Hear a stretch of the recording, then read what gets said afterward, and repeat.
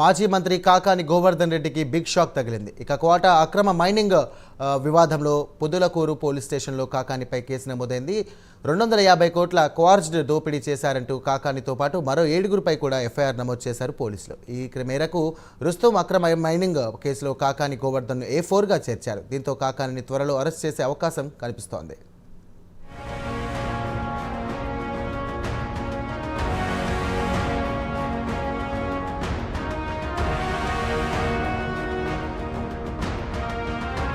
నెల్లూరు జిల్లా పొదలకూరు మండలంలోని రుస్తుం మైన్స్లో అక్రమంగా క్వార్జ్ ఖనిజం కొల్లగొట్టిన కేసులో వైసీపీ నేత మాజీ మంత్రి కాకాని గోవర్ధన్ రెడ్డిపై పొదలకూరు పోలీసులు కేసు నమోదు చేశారు. గతంలోనే ఈ కేసు రిజిస్టర్ అయ్యి 3గురిపై కేసు నమోదు కాగా తాజాగా కాకానితో సహా మరో 7గురిపై ఎఫ్ఐఆర్ నమోదు చేశారు. A6, A8గా ఉన్న ఇద్దరిని అరెస్ట్ చేసి గూడూరు కోర్టులో హాజరుపరచగా కోర్టు వారికి 14 రోజుల పాటు రిమాండ్ విధించింది. ఈ కేసులో మిగిలిన కాకానితో పాటు మరో 4గురిని అరెస్ట్ చేసే అవకాశాలు కనిపిస్తున్నాయి. వైసీపీ హయాంలో నెల్లూరు జిల్లాలోని క్వార్జ్ నిక్షేపాలన్నింటినీ నెల్లూరుకు చెందిన ఓ మాజీ మంత్రికి అప్పగించారు. అందుకు సమాంతరంగా సర్వేపల్లి నియోజకవర్గంలో అక్రమ క్వార్జ్ తవ్వకాలు జరిపారు. రుస్తుం మైన్స్ ను గతంలో ఒకరికి లీజుకిచ్చారు. ఆ లీజు పెద్ద ఎత్తున అక్రమ మైనింగ్ చేశారు.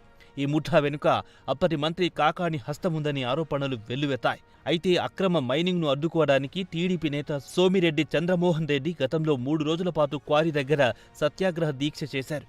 మైనింగ్ లోడ్లతో రవాణాకు సిద్ధంగా ఉన్న 40 లారీలను టీడీపీ కార్యకర్తలు అడ్డుకున్నారు.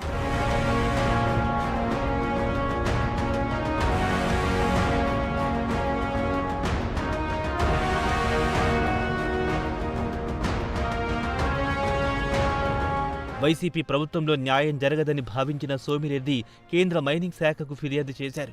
కేంద్రం ఆదేశాలకు తోడు రాష్ట్ర ప్రభుత్వం మారడంతో ఈ కేసు తెరపైకొచ్చింది. మైనింగ్ అధికారుల అంచనా ప్రకారం అక్కడి నుండి దోచుకుపోయిన క్వార్జ్ విలువ దాదాపు 250 కోట్లకు పైగా ఉంటుందని అధికారులు లెక్కలు కట్టి పోలీసులకు ఫిర్యాదు చేశారు. ఈ కేసులో కాకానికి రైట్ హ్యాండ్ పేర్నాటి శ్యాంప్రసాద్ రెడ్డి, వాకాటి శివారెడ్డి, వాకాటి శ్రీనివాసుల రెడ్డి పేర్లతో తొలుత ఎఫ్ఐఆర్ నమోదు చేశారు. అయితే 3గురు పోలీసులు తమ వద్ద రాకముందే హైకోర్టును ఆశ్రయించి ముందస్తు బెయిల్ తెచ్చుకోగా తాజాగా మరో 7గురిని ఈ కేసులో చేర్చారు.